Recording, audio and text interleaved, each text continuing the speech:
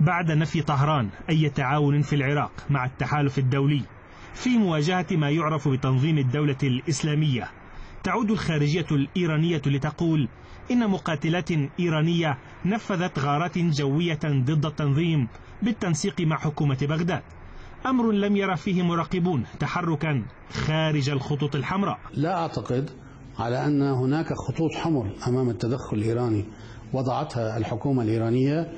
هناك متطلبات تستجيب لها غب الطلب بناء لما يحدث على الأرض وبناء لما يهدد إما الحكومة العراقية وأما المصالح الإيرانية. وهذا الدعم لم يحدد فقط بعمل بري أو بالخبراء أو بالطيران. طهران التي لم تخفي نفوذها على الأرض في العراق قالت إن غارات التحالف الجوية لا يمكن أن تقضي على التنظيم.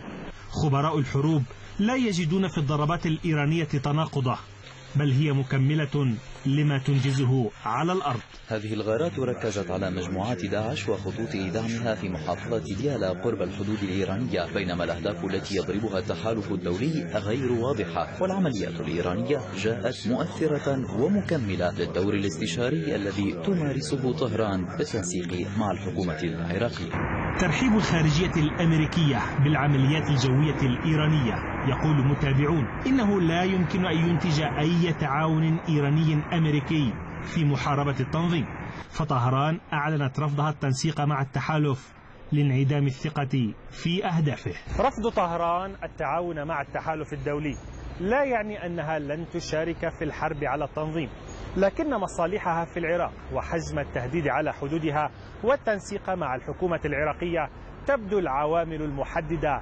لطبيعة وحجم هذه المشاركة. عمر هواش، RT، طهران.